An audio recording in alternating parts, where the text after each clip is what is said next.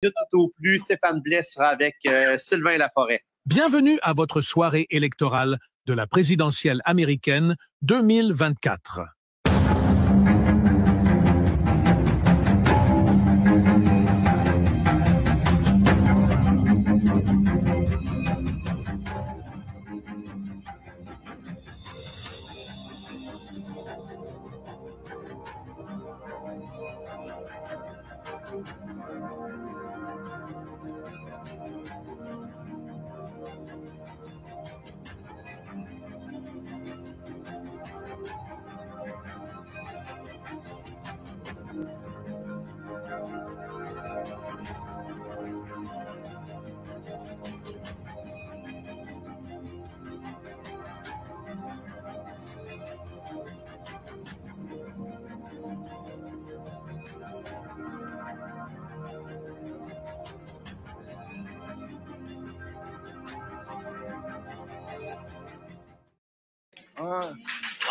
Stéphane Blais, mesdames et messieurs.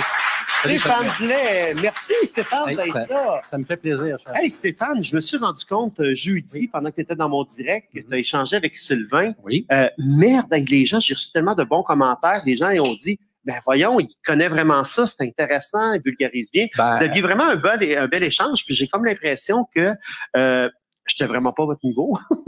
Ça, c'était la première chose, mais les gens ont trouvé ça intéressant, vous avez bien vulgarisé, vous avez bien expliqué les choses, et puis là, ben, pendant 30 minutes, ou peut-être 25, là, vous allez si on peut aller à 30, ça serait mieux. Oui, ben c'est ça, ben, vous allez nous entretenir là-dessus, vous allez avoir une belle discussion. Oui. J'ai hâte d'écouter ça. On en a eu beaucoup, hein, d'ailleurs. Avant qu'on aille là, rapidement, je veux juste savoir, est-ce que les élections américaines t'intéressent plus, peut-être que ça t'intéresse même pas, mais je veux dire, est-ce que ça t'intéresse plus que le sort des élections, exemple, fédérales, qui risquent peut-être d'être là le 15 décembre prochain? Fédérale canadienne, tu veux dire? Excuse-moi. Canadienne, oui. Canadienne, oui. Il faut toujours, lorsqu'on veut vraiment un véritable changement au niveau des citoyens, au niveau de la planète, il faut regarder les sources de pouvoir. Donc là, présentement, il y a un intérêt, bien sûr, à l'élection de ce soir, mais je veux juste amener des précisions parce que, bon, comme tu dis, tu as une passion pour la politique. Oui, j'ai fait un bac en sciences politiques, un bac en sciences comptables aussi, donc j'ai allié les deux. Donc, l'économie,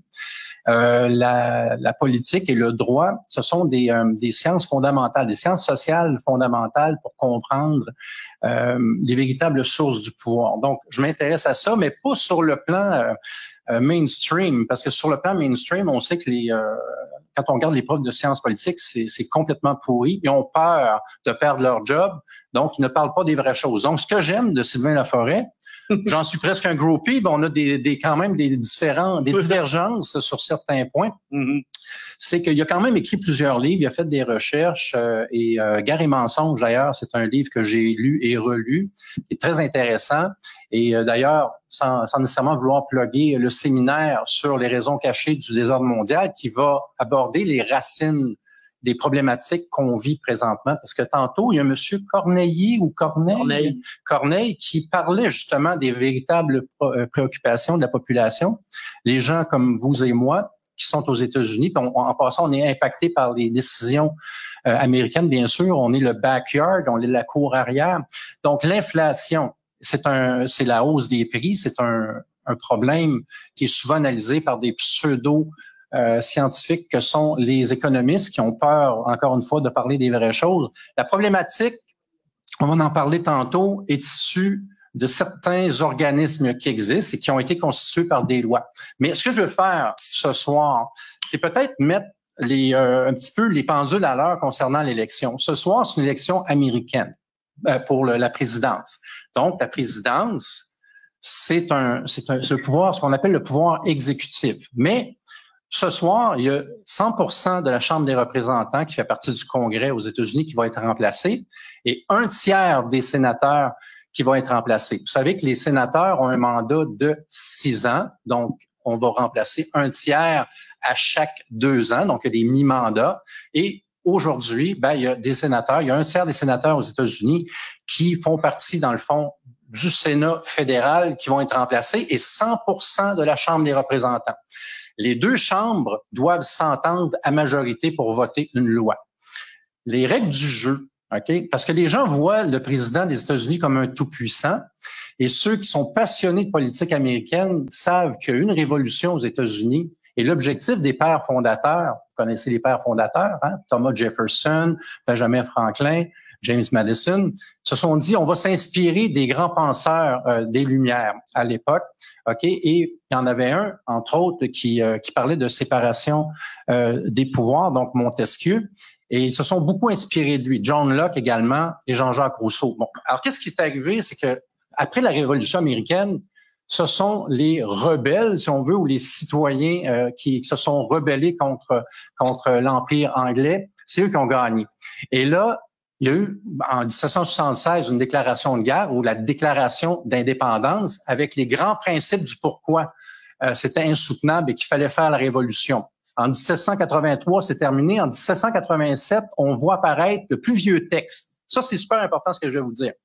La plus vieille constitution sur la planète, qui est un bijou, non seulement théorique, mais qui est appliqué à un État, c'est la Constitution américaine. Mm-hmm. Et si on vous pose la question, est-ce que c'est le président des États-Unis qui a le plus grand pouvoir aux États-Unis? Qu'est-ce que vous répondez? La réponse est non, merci. Je pense qu'il y a beaucoup de gens qui ont fait leur devoir. Donc, lorsque le président des États-Unis jure, OK, sur un texte quelconque, d'ailleurs, il devrait en passant toujours jurer sur la Constitution, parce que le fait de jurer sur une Bible, ça porte à confusion. C'est quoi ta priorité? Une Bible maçonnique, une Bible catholique, une Bible protestante ou la Constitution? Tu devrais toujours jurer directement sur la Constitution des États-Unis. Ce sont les grands principes fondamentaux qui garantissent justement le droit à la vie, le droit à la liberté et le droit au bonheur. Ce sont les fondements des États-Unis. Maintenant, je veux juste vous expliquer que la présidence des États-Unis, elle est limitée justement par les lois qui sont votées par un congrès. Et au congrès, on se trouve à avoir 435 représentants qui ce soir vont être des nouveaux représentants ou des représentants réélus. Et eux, ils ont les mêmes pouvoirs. Chaque représentant a une voix. Ils ont le même pouvoir que les sénateurs, à l'exception de privilèges qu'on confère aux sénateurs, qui est la nomination des juges à la Cour suprême et des ambassadeurs des États-Unis. Et outre ça, et du gouverneur en passant de la Federal Reserve. On va en reparler tantôt. Donc, le président des États-Unis est pris dans un check and balance. Il doit toujours négocier avec un congrès, qui sont les deux chambres, qui doivent voter à majorité une loi. Alors, ceux qui pensent que le président des États-Unis est un tout-puissant, je vais vous faire une analogie. Si vous aviez un régime parlementaire aux États-Unis d'Amérique présentement, ce serait très dangereux. Vous l'avez vécu pendant la crise sanitaire. Vous voyez à quel point les pouvoirs sont concentrés entre les mains du premier ministre au Canada. Donc, ici, il y a la discipline de parti et le chef de parti siège à l'Assemblée législative. Il est à la fois l'exécutif et le législatif. Aux États-Unis, le président est invité une fois par année, sur invitation, à venir faire son discours, OK, devant le Congrès, mais il n'y a pas d'affaire au Congrès parce que le Congrès est indépendant. Donc, il y a toujours une négociation de pouvoir qui se fait. Ce qui rend peut-être, effectivement, il y a eu beaucoup de critiques par rapport à certains intellectuels, par rapport au système américain, mais le but est de protéger la population en créant des chambres de contrôle pour ne pas donner tout le pouvoir à une seule personne. Donc, ce soir, un tiers des sénateurs vont être en élection, 100% de la Chambre des représentants et la présidence des États-Unis. On a vu tantôt qu'il y a la notion de grands électeurs aux États-Unis. C'est très intéressant. Par exemple, si on prend le cas de la Floride lors de l'élection Bush-Gore en 2000, alors c'était tellement serré, c'était à peu près une centaine de voix. Écoute, on était dans le 500 voix de différence et ils ont arrêté de compter. Oui. Alors, si je regarde présentement, juste pour vous faire une analogie, OK, la Floride, en tout cas, ça indique 29 grands électeurs. 29 points. Oui. C'est une 29 points sur 538 points. C'est le même qu'il faut le voir. Donc, 30, c'est 30. C'est rendu 30. Ah, c'est rendu 30. OK, il y a un petit changement. OK, parfait. Donc, lorsqu'on regarde le nombre de grands électeurs, vous voyez ça comme des points. Si on gagne par une voix la Floride, on fait 30 points. Si tu perds par une voix, c'est pas important le nombre de voix que tu as eu. Si tu perds par une voix, tu perds tous tes points. OK? Donc, il faut que tu gagnes le maximum d'États, le maximum de points pour avoir plus de 50% des points. C'est ça la game. C'est-à-dire 270. Donc, si je vous pose la question, parce que vous êtes pas mal informé, est-ce que sur le plan suffrage universel, vous préférez, vous, peut-être comme sympathisant républicain, préférez-vous le suffrage universel ou le suffrage des grands électeurs? Mais si on veut gagner ces grands électeurs. Grands électeurs, pourquoi? Parce que... Il va perdre le vote populaire. Exactement. Donc, ici, c'est vraiment le suffrage universel, mais les pères fondateurs ont prévu, justement, une compensation pour faire en sorte que les gens... C'est un peu... Pour la représentativité, en fait, là, pour que tous les coins, parce que sinon, ça serait les villes qui éliraient tout simplement les résidents à cause de la population. Exactement. Et c'est ce qui fait aussi que dans les villes, c'est super concentré le vote pour les démocrates. OK? Pourquoi? Parce qu'ils suivent les médias, eux autres. Eux autres, là, c'est comme les grands intellectuels de ce monde qui ont le nez des médias tous les jours. Le New York Times, le Washington Post, tout ça, c'est pour ça que les villes votent démocrates. Et donc, le système du collège électoral, justement, ça permet la représentativité de toutes les places. Les démocrates gagnent fort dans le New York, là où il y a plein de monde, dans la Californie, ils gagnent fort. Chicago, Trump gagne plus de place. C'est plus serré, mais il gagne plus de place. Quand tu as le temps, quand tu as de l'espace pour penser, tu deviens un républicain. Dans des séries, t'es démocrate. On dirait que c'est de même. C'est ça. Donc, ici, puisqu'on comprend que sur le plan institutionnel, on parle du plan légal institutionnel qui est la Constitution américaine, on voit tout de suite en partant que tous les présidents des États-Unis, y compris Donald Trump, malgré le fait que ce soit un grand campaigner, que ce soit quelqu'un qui du moins semble vouloir faire changer certaines choses, c'est même selon toute la bonne volonté qu'il pourrait avoir, il se doit d'espérer une majorité à la Chambre des représentants et une majorité au Sénat pour être capable d'avoir les coups des franges. Si jamais il perd le Sénat, c'est difficile. Donc, encore une fois, on peut pas demander l'impossible à quelqu'un. OK? Peu importe c'est qui. L'autre point, il est encore plus important. En fait, il y a deux autres points qui sont plus importants. On va faire un topo des États-Unis d'Amérique. Est-ce que quelqu'un peut se lancer sans regarder son cellulaire, là? Pouvez-vous me dire la dette publique fédérale présentement aux États-Unis? Fédérale. Pas les États. Je pense qu'on est à 38 trillions. 38? 38 trillions. C'est débile. OK? Qu'est-ce que ça représente, 38 trillions? Est-ce qu'il y a quelqu'un qui a par 38 000 personne? milliards. Non, par personne. Donc, enfants, vieillards et n'importe qui. Je vais vous le dire. On parle de la dette fédérale par personne. Donc, vous avez 100 000 par personne. Présentement, les États-Unis, OK, c'est là que je veux en venir. L'élection est intéressante au sens qu'on veut un président, non pas Make America Again au sens où, après la Deuxième Guerre mondiale, ils installent des institutions mondialistes. Hein, donc, on sait que Bretton Woods, plan Marshall et tout ce qui va en découler avec la dollarisation d'économie va nous emmener dans un cul-de-sac. Et les gagnants, c'est toujours les grandes corporations, les banquiers et les valets politiques. Mais les populations sont toujours perdantes.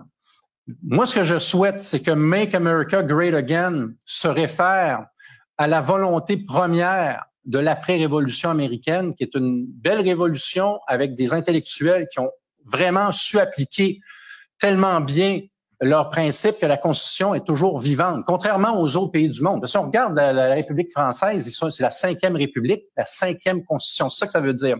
Alors que la République américaine, c'est la seule et unique Constitution. Il y a eu des amendements. Alors, un amendement, pour qu'il y ait un changement à la Constitution aux États-Unis, ça prend l'approbation. C'est très décentralisé, hein, en passant les États-Unis. Ça prend l'approbation de 38 États sur 50. OK? 75% des États. Donc, chaque législature, pour changer une Constitution, par exemple, vous avez entendu les démocrates dire que comment ils appellent ça, la désinformation, là? Ils parlent de désinformation. Bill Gates, il est offusqué de voir que le premier amendement est appliqué, que c'était pas la volonté des pères fondateurs. Hein, que, bon, alors, et tous les démocrates sont d'accord là-dessus, et même certains républicains comme Mitt Romney. Je veux dire, le Deep State est dans les deux partis. on peut définir lorsqu'on regarde, et surtout lorsqu'on écoute une personne comme Tulsi Gabbard, dire que c'est complètement corrompu maintenant le Parti démocrate. Et il fait partie du Deep State. Mais il y a quand même plusieurs acteurs dans le Parti républicain qui sont facilement identifiables comme faisant partie du Deep State. Bon, un Mitt Romney. La moitié à peu près. Ouais, la moitié. Un Rubio. Lindsey Graham. Bon, c'est ça. Alors, ce qui est important, c'est de revenir à la base de ce que voulaient les pères fondateurs, c'est-à-dire de donner aux citoyens américains un droit à la vie, à la liberté et au bonheur. Et le bonheur, c'est d'être capable d'élever sa famille en toute tranquillité. D'ailleurs, le deuxième amendement, je tiens à préciser que c'est pas juste le port des armes, c'est que tout peuple libre doit avoir une milice organisée et donc il sera interdit d'interdire les armes aux citoyens. C'est ça le deuxième amendement. Lorsqu'on écoute Trudeau nous dire qu'il faut absolument enlever les armes à tout le monde, c'est dangereux. Les pères fondateurs disaient que tout peuple libre se doit d'avoir une milice organisée et armée. OK? Et c'est toujours en vigueur. Et ce deuxième amendement-là, pour le faire tasser ou pour le modifier, ça prend 38 États sur 50, ça prend le 2/3 de l'Assemblée législative, donc les représentants, et le 2/3 du Sénat.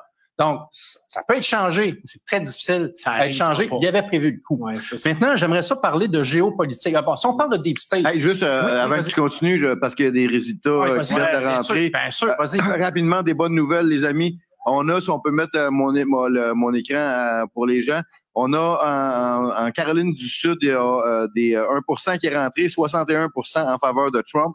Mais plus important ici, en Georgie, où on a 4% du vote de rentrée, 52% du vote côté Trump pour la Georgie, un État swing state important qui représente à lui seul 16 grands électeurs. Donc ça, c'est important. La Floride, ben ça, on sait que ça va aller du côté de Trump. Pour l'instant, il est à 53%. C'est bien sûr des résultats très, très partiels, mais je te laisse continuer parce que les gens sont là pour suivre ça. Oui, vas-y. Bloomberg le donne même à 57% avec 6% du vote de sortie pour la Géorgie. Mais la Floride, tantôt j'en parlais, sont rendus à 64% là, du vote de comté. Et Trump a augmenté son avance, il est à 53,5. Donc la Floride, c'est 30 grands électeurs. Ça semble s'enligner de la bonne façon. La soirée commence bien, mesdames, messieurs. Oui. Oui!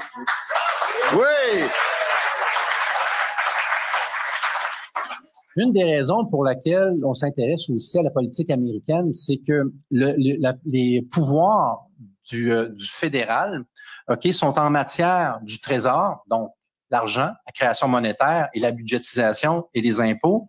On a également l'armée, qui est censée être la défense, mais quand tu as 850 bases militaires partout dans le monde, on commence à... C'est plus l'offense. Ça commence à être de l'attaque un peu. Ouais. Et bien sûr, la diplomatie et l'immigration. Voici les pouvoirs qui sont dévolus au gouvernement fédéral. Quel est le rôle du président? Le rôle, c'est un chef d'administration publique. C'est le grand chef de l'administration publique et comme président, un peu comme un conseil d'administration. Et ses secrétaires, c'est ce qu'on appelle des ministres ici, mais ils sont nommés. OK? Donc, quand on voit un Kennedy Jr. qui dit hey, j'arrête de faire campagne, je me rallie à Trump. Donc, lui, il a l'espoir d'être ministre d'un portefeuille qui est un portefeuille d'État, OK, normalement, parce que la santé appartient aux États, mais on sait avec le pouvoir de dépenser, quand tu as de l'argent, tu peux faire des programmes puis dire si tu veux de l'argent, ben écoute, je prends empiéter sur ton champ de juridiction, t'en veux-tu? Donc, c'est ce qui se passe présentement aussi aux États-Unis. On a le problème aussi au Canada, le pouvoir de dépenser.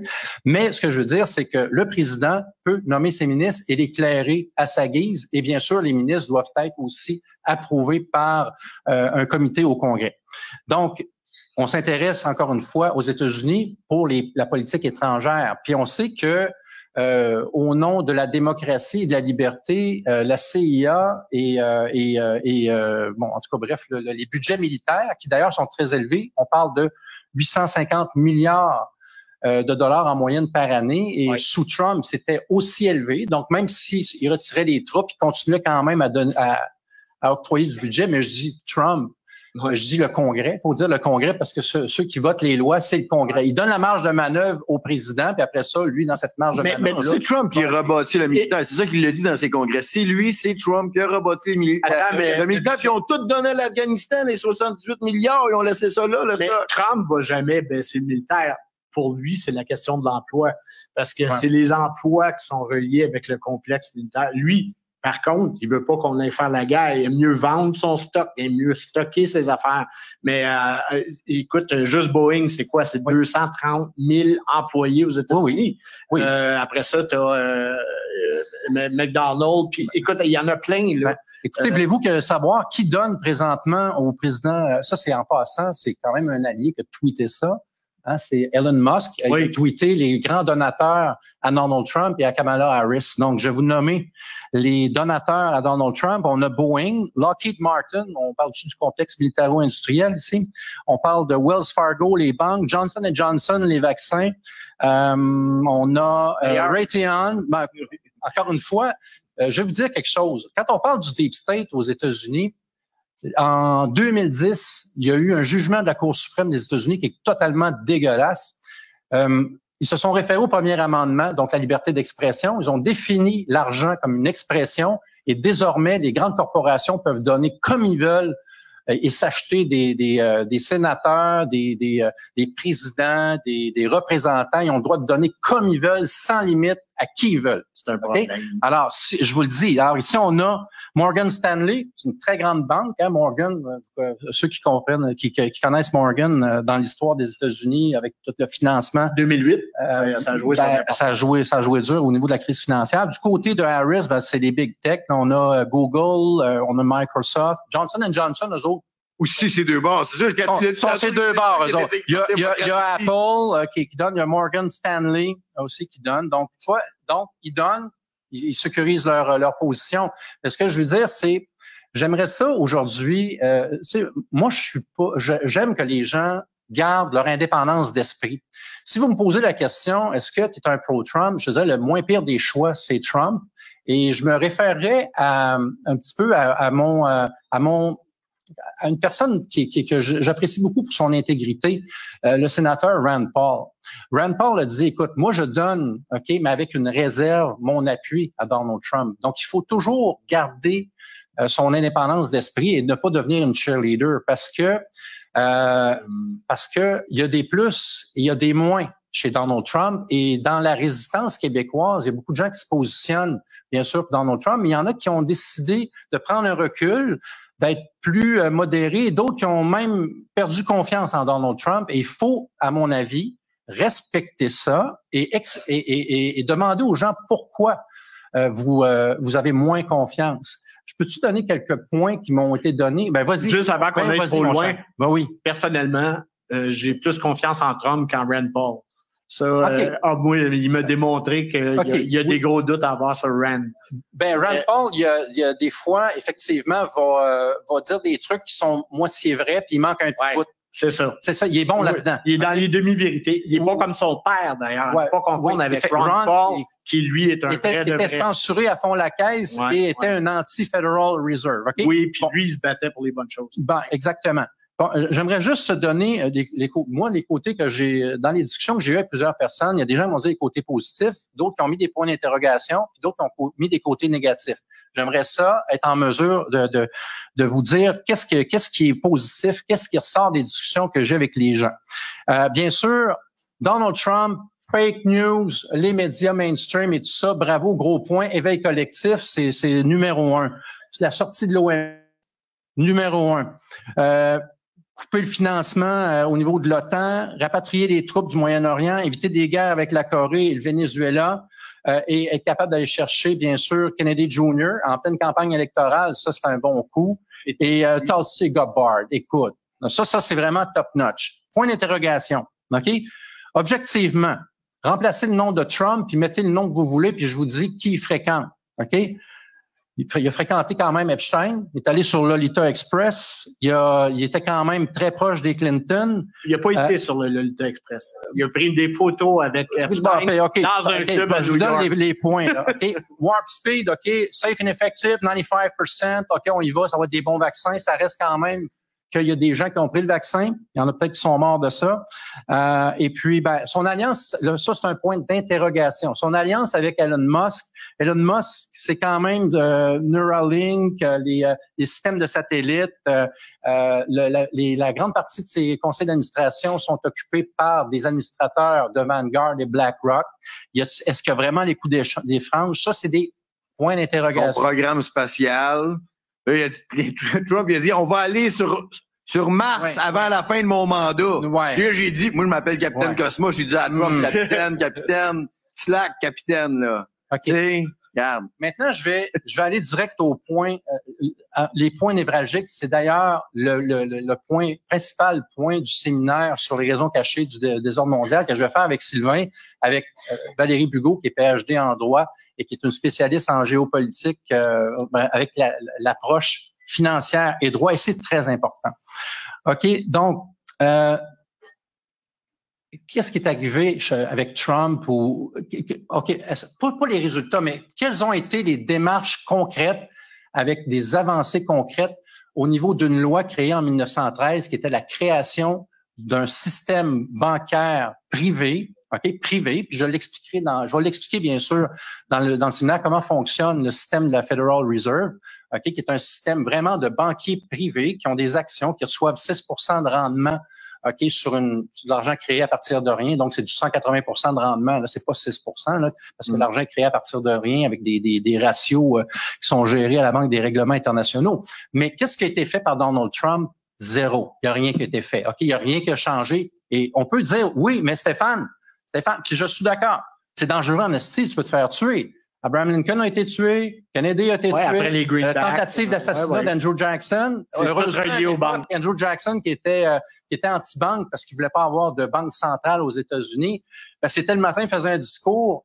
Premier shot, ça n'a pas marché. Deuxième shot, le fusil s'est enrayé. Il a pris sa canne puis il a donné des coups au gars qui est tombé à terre puis ils l'ont ramassé. Mais il y a eu tentative d'assassinat aussi. Donc, tous ceux qui s'attaquent au pouvoir monétaire des banquiers internationaux, on peut les nommer. Ce sont les Rothschild, les Morgan, d'ailleurs, qui donnent à Donald Trump. Et tu peux ajouter McKinley, oui. qui aurait commencé à parler d'émettre une monnaie nationale. Oui. 2 ans après son mandat, il est décédé. Ben oui, c'est ça. Bon, c'est des choses qui arrivent, hein. Il y a des drôles de hasard. Donc, si la Federal Reserve, je vous dirais, c'est le plus gros morceau. Et c'est un morceau qui n'est pas là de façon indépendante. Il est créé par une loi. Cette loi-là peut être abrogée et on peut faire en sorte que les États-Unis d'Amérique, et même on pourrait le faire au Canada, puissent cesser d'emprunter au secteur privé et créer de l'argent de façon publique. Ça s'est fait au Canada, ça, de 1932 jusqu'à 1973, OK? Puis on devait rien à personne, autre à nous-mêmes. Bon. Alors ça, c'est la Federal Reserve. Un autre organisme qui existe par une loi, qui n'a pas été démantelé, encore une fois, on disait, ouais, mais tu t'attaques à ça, t'es mort. OK. On est-tu en démocratie ou on l'est pas? On l'est pas. On l'est pas. OK, parce que moi, c'est ça la question qu'il faut se poser. Quand on dit on est en démocratie, sauf qu'il faut pas toucher à ceux qui nous étouffent, qui créent l'inflation, qui vont nous avoir en bout de ligne, donc la Federal Reserve puis le système bancaire international. Puis on peut pas toucher à la CIA parce que c'est trop dangereux. Ils font des coups d'État partout, ils déstabilisent, puis ils se servent justement de mercenaires. Trump a touché à la CIA. Excellent. Et de manière très, très forte. Excellent, vas-y, mon. Sauf que c'était pas connu du tout, c'est que il s'est servi de certaines divisions américaines navales pour couper toute l'exportation de drogue de Colombie vers Venezuela, là. Oui. L'opération Venezuela, mais ça, c'est pas fini. Mais vas-y. Donc, parce que dans le fond, le CIA, là, en réalité, c'est le plus gros cartel de drogue au monde. Okay? Ben oui. C'est eux autres qui importent le gros de la drogue aux États-Unis. Oui. Et dans le fond, la mafia et les bandes de motards, c'est leur groupe de distribution. Ouais, puis rien d'autre que ça. Frères musulmans, État islamique. Je vous recommande fortement le livre de Sylvain Laforêt dans lequel tu parles très bien justement de ces affaires du rôle de ces gens-là. Mais donc, il a aussi commencé à retirer les gens d'Afghanistan. Pourquoi? Pour arrêter le financement, donc l'importation d'héroïne aux États-Unis. Oui. Ça fait qu'en coupant d'un côté l'importation d'héroïne aux États-Unis en Afghanistan, puis de l'autre côté l'importation de cocaïne, il coupait de facto, sans que personne puisse se plaindre, tout le financement des opérations illicites de la CIA. puis personne ne peut en parler parce que CIA ne peut pas dire « On se fait couper nos fonds, regarde, on peut avoir accès à la cocaïne, à l'héroïne. » Oui, exactement. Ici, donc, c'est ça. Ici, par exemple, on a des gestes. La racine du problème existe. La CIA, c'est la racine du problème. Donc, on peut patcher un trou en disant, là, on a fait une opération là, mais tant qu'on va pas démanteler la CIA, on va avoir des problèmes. Il va y avoir un changement de président, il va y avoir un assassinat de président, le problème va continuer quand même. Donc, s'attaquer à la Federal Reserve, c'est la première chose à faire. Ensuite, s'engager, moi, je te dirais, ça, c'est un point que Steven Mnuchin de Goldman Sachs à la trésorerie des États-Unis d'Amérique, je veux comprendre encore une fois qu'on négocie avec le Deep State. Il y a toujours du Sun Tzu partout, mais à un moment donné, il faut avancer dans le sens où sont les sources du problème. Je veux juste nommer deux autres choses. Le Patriot Act. Vous savez que le Patriot Act, créé en 2001, fait en sorte que le gouvernement américain, selon la loi, peut enregistrer toutes les conversations téléphoniques, tout ce que vous tapez sur Google, c'est tout enregistré. Le jour où ils disent, bon, Stéphane Blais, on va le checker, lui. Ils ont tous mes enregistrements. Si j'ai dit une connerie, ils vont s'organiser pour. Ils vont en trouver. Ils vont en trouver. T'as plein d'heures de live. C'est tout enregistré. Donc ça, le Patriot Act sous Donald Trump, ça n'a pas été aboli. Julian Assange, il est resté en prison. Edward Snowden, il est resté en Russie. La dette publique sous Trump a monté de 8 trillions. Le budget militaire a augmenté à 850 milliards alors qu'il était à 700 avant.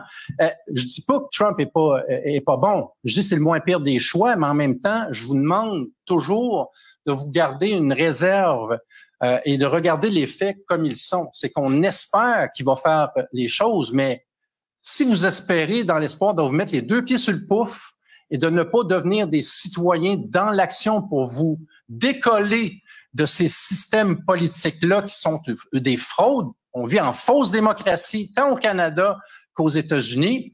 Et si vous n'êtes pas autosuffisant de plus en plus sur le plan énergétique et alimentaire, ben ce qui s'en vient justement avec le fameux BRICS, et là je vais y venir, c'est que le BRICS, le véritable pouvoir présentement, c'est plus aux États-Unis qu'il est.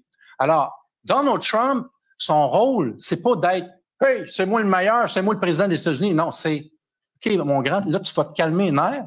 OK, le pouvoir, il est rendu dans le BRICS avec la Russie et la Chine. Est-ce qu'ils sont pro-peuple universalistes? Ça, c'est une hypothèse. Une chose qui est sûre, ils ont le pouvoir. C'est factuel. OK, maintenant, il y a une chose qui est sûre à 100%, c'est qu'ils ont le pouvoir financier et militaire et il va y avoir une dédollarisation de l'économie. Je sais que ça a l'air complexe, on va l'expliquer dans le séminaire. C'est qu'une monnaie nationale qu'on appelle le dollar américain, OK, qui a fait l'objet justement des accords de Bretton Woods et du plan Marshall et qui a créé les fameuses 30 glorieuses, OK, là où tout le monde, là, on entend on dit les baby boomers ont été chanceux, puis leurs parents ont été chanceux après la guerre, l'économie allait bien. Oui, mais il y avait une conséquence liée à ça, puis on va l'expliquer justement dans notre séminaire. Et là, on est dans la phase, OK, des 50 piteuses, comme dit Valérie Bugeaud. Et non seulement on est dans les 50 piteuses, c'est la fin de l'Empire américain. Et le dernier sommet du BRICS expose exactement ce qui va se passer. Maintenant, les pays membres du BRICS n'auront plus de réserves en dollars américains dans les banques centrales. Ils représentent plus de la moitié de la planète, ces gens-là. Donc, c'est 20 points de pourcentage en dollars américains qui seront plus dans les réserves. Qu'est-ce que ça fait? Ça va créer une perte de pouvoir d'achat du dollar américain et toutes les réserves, toutes les monnaies occidentales sont arrimées sur le dollar américain. Donc, si vous êtes conservateur, vous allez peut-être vous dire, wow, OK, là, il faut que je fasse un move financier parce que la valeur de mon patrimoine, comme le disait Valérie Bugeaud, est appelée à chuter. OK, d'ici 2030, ça va chuter. 30 40 de la valeur, on ne sait pas parce que des fois, ça part avec une courbe exponentielle. S'il y a un shift vers les crypto-monnaies ou vers le rouble ou vers... automatiquement, ça peut créer de l'hyperinflation. Je suis pas là pour créer une panique. Ce que je peux vous dire, c'est que si Poutine va avoir un interlocuteur ce soir, c'est pas quelqu'un qui se pense son égal ou supérieur. C'est quelqu'un qui fait preuve d'humilité dans l'autre. J'espère que ça va être toi qui va être là, puis collabore, puis essayons de faire en sorte que ça se passe pas si pire pour le peuple américain parce que le peuple, c'est lui qui souffre. Puis le peuple canadien, c'est la même chose. Les peuples occidentaux peuvent souffrir. Maintenant, toi, tu as une position positive. Ouais. Je suis content de l'entendre. Et vas-y. Juste quand même, c'est certain que Stéphane a absolument raison. C'est-à-dire que Trump n'a pas pu faire la moitié, mais en réalité, il n'a pas pu faire la moitié des affaires qu'il voulait faire. Et c'est pas, je pense pas que ça soit une question de non-intention dans ce cas-là, mais c'est certain que si tu veux changer le système bancaire aux États-Unis, ben il faut que tu élimines le deep state avant. C'est certain que si tu veux, il faut que tu élimines la CIA avant. Parce que sinon, ça marchera pas. Donc, après, tu peux commencer à envisager à changer le système bancaire. La question des vaccins... ce serait bien aussi de l'éliminer, là, parce que enregistrer les Américains et même les Canadiens, parce qu'il y a un cheval de Troie, bien sûr, parce qu'ils disent, s'il y a un soupçon qu'à l'étranger, il y a un terroriste, ils peuvent l'enregistrer. Donc, oui, c'est ça. Il invoque, lui, ça doit être un terroriste, on va l'enregistrer. Donc, on est tout enregistré. Avant d'enlever je pense qu'avant même de diminuer les pouvoirs de la CIA, je pense qu'il va éliminer la CIA, point. Je pense qu'il va pas s'attaquer à petit peu par petit peu. Je pense que là, ça va être tout d'un coup. Mais il y a une chose qui a été souvent reprochée à Trump, c'est la question de warp speed, c'est-à-dire que c'est lui qui aurait lancé les vaccins maléfiques contre la population. La réalité, c'est que la seule chose, Trump, premièrement, devait dealer avec la moitié de la population qui avait peur d'un virus. Donc, et il avait à dealer, il savait très bien que la pandémie était lancée pour l'autodestruction économique aux États-Unis. Donc, lui essayait d'endiguer ça au plus sacrant. Donc, pour lui, la question de sortir des vaccins le plus rapidement possible, c'était d'une logique implacable. D'ailleurs, on devrait juste le regarder comme ça. Et on devrait juste le regarder comme le fait qu'il fallait qu'il redémarre l'économie américaine. Sinon, l'économie américaine sera encore plus dans le trouble qu'ils sont aujourd'hui. Mais si vous voulez en savoir plus sur la position de Trump, ces vaccins, ça commence à se clarifier avec Robert F. Kennedy maintenant qui est avec lui. Trump a dit dans la dernière semaine 2 choses. C'est qu'il va laisser Kennedy s'occuper des questions de santé. Il veut pas s'en occuper, il va laisser ça. Et Kennedy, lui, a dit, il voudrait interdire les vaccins. Et Trump a répondu, franchement, à la question en disant que c'est très certainement quelque chose qu'on va évaluer. Et donc, c'est énorme, là. Tu sais, pour ceux qui pensent que la pharmaceutique serait contente d'avoir Trump, là, pas sûr. Bon, chose certaine, ce soir, mon objectif, je crois que mon temps est pas mal fait. Mon objectif, c'était vraiment de prendre un recul et de dire, regarde, institutionnellement parlant, comment ça fonctionne au niveau des États-Unis, au niveau du pouvoir fédéral. Donc, encore une fois, un premier ministre, c'était du parlementarisme aux États-Unis, le président aurait énormément de pouvoir parce qu'il n'y en a pas de séparation des pouvoirs. Donc, c'est pas le cas aux États-Unis.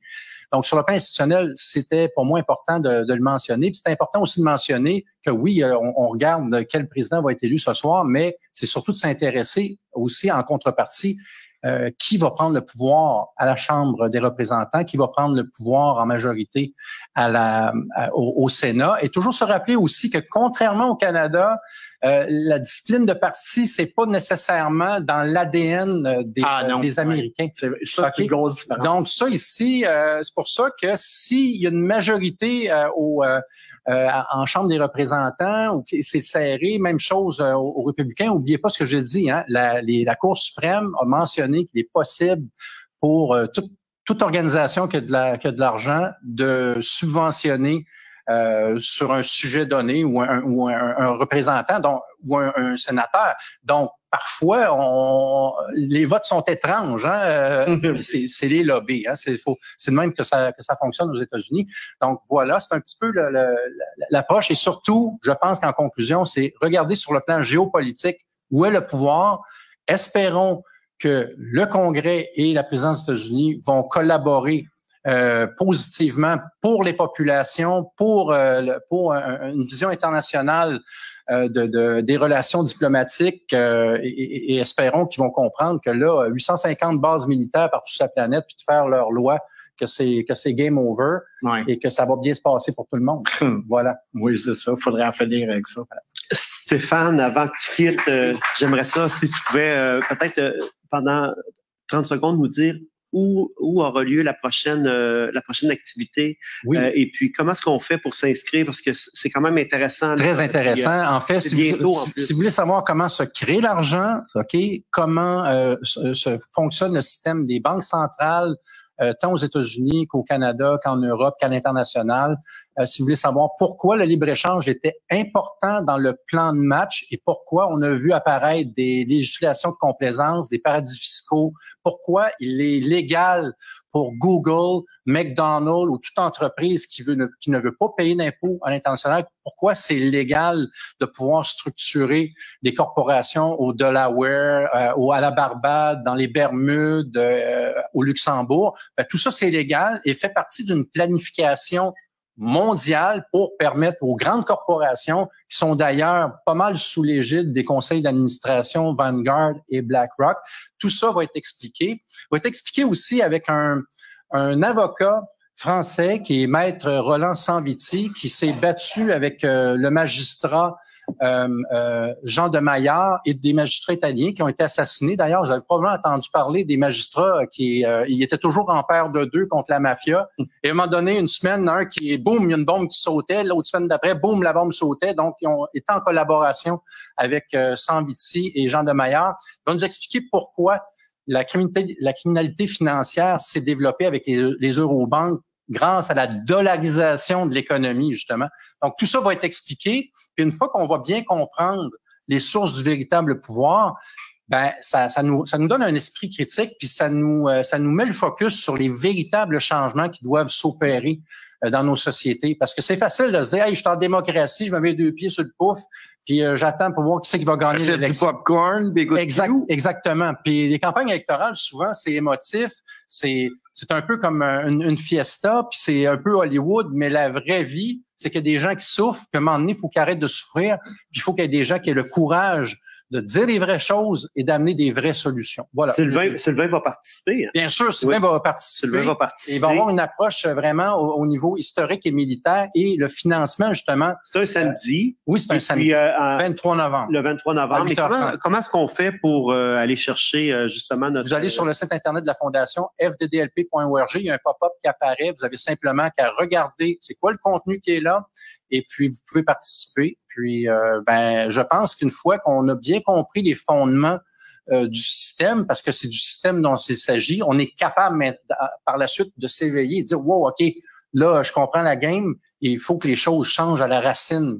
À tous ceux qui ont acheté un lien ou un billet avec la production France-Québec, vous allez recevoir dans les prochains jours justement un rappel pour vous inscrire à cette activité qui a lieu en virtuel. Donc, merci beaucoup, ça fait plaisir. Stéphane Blais. Merci. Merci, on l'applaudit, mesdames et messieurs.